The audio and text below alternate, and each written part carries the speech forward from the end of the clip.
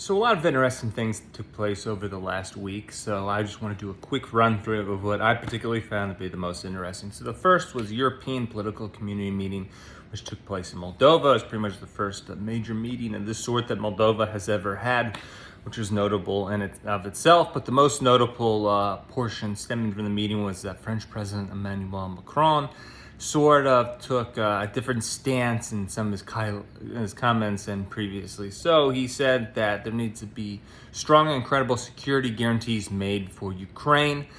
He hinted that they should sort of be in the same vein as the United States has for Israel, albeit not exactly as those included in Article 5 under NATO.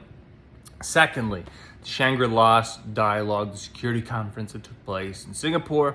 The main takeaway here is what didn't happen. So what did not happen is that the U.S. Defense Minister Lloyd Austin and the Chinese Defense Minister Li Shangfu, they did not have a meeting with one another, as people were curious of whether there'd be any sort of dialogue, which can kind of continue the current Cold War type stance. Thirdly, the OPEC meeting that took place in Vienna. So the Prince Abdulaziz, who runs OPEC, he blocked Bloomberg, Reuters, and the Wall Street Journal from attending the meeting, which is sort of contentious.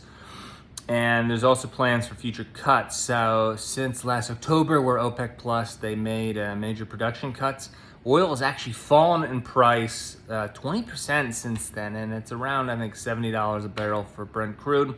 And the Saudis, for all their giga projects, they need it to be at a bare minimum $80. So they want to decrease production for themselves. So starting July, Saudi's going to decrease their own production by 1 million barrels per day. Also, African countries, their production quota baseline got cut. But the UAE's production quota baseline, it actually increased under rumors that the UAE was incredibly irritated that they should have to cut anything, and threats potentially of quitting, which could be rumors, I'm not sure. Now, going on to the next thing that happened, National Security Advisor Jake Sullivan, he had to go to the UAE to assuage Abu Dhabi. Now, in the last couple of days, Abu Dhabi said that, hey, we were leaving the combined maritime forces, which sort of, they patrol the Persian Gulf to basically prevent Iran from seizing ships. But lately, they haven't had too much success in that. In the last couple of months, for example, a Kuwaiti tanker headed for Houston got seized, one going from Abu Dhabi to Fujairah that got seized. So the UAE was really particularly irritated at the United States for what they perceived as a lack of security guarantees. And this kind of follows the same lines of a criticism from the Saudis, who were irritated that the U.S. didn't really do anything in the 2019 Abqaiq attacks. And the UAE is still irritated from the U.S. not doing anything from 2022 attack from Iran on Abu Dhabi, where 2 or 3 people died. So Jake Sullivan came in to try to smooth things over, even though UAE has, I don't think, they're still non-committal on their commitment to the combined maritime forces. Now, the fifth thing that really caught my eye was at the Turkish inauguration, Turkish President Erdogan, he said that he is going to put Memet Şimşek as the finance minister. So he is a big advocate of orthodox fiscal policy for the country, which is great. So like taxation and things, but he doesn't control the central bank, who controls monetary policy. So the big thing going forward is to see who Erdogan puts as a replacement, if anybody, at the head of the central bank. And because that person is going to control interest rates. But also, even if Erdogan does happen to put in a more orthodox economic policy person within the central bank, whether he will allow the person to do their job without interference. As in the past, he has sacked central bankers who have tried to raise interest rate, which is needed to attack inflation. So what other things have happened this week? So 5 other events. For one, North Korea failed to launch a spy satellite into space, which the news of the launch really rattled Tokyo, Seoul, and then also irritated Washington.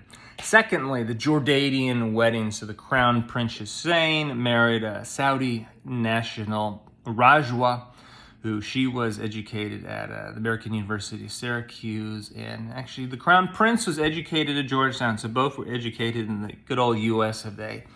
The third thing, the Indian Trail derailment in Odisha, Odisha is an eastern province of India.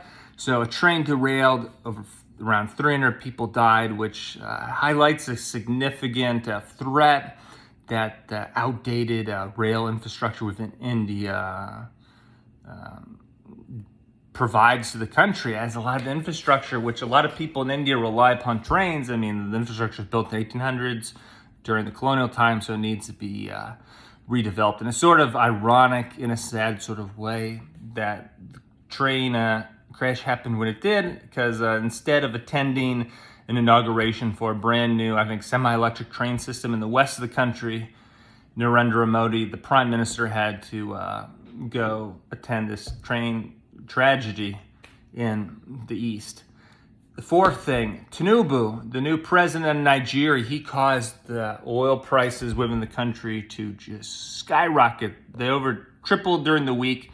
This is due to the comments, and I believe his inauguration speech, where the Nigerian president said that we need to nix the oil subsidies. So these have been in, I believe, since the 70s.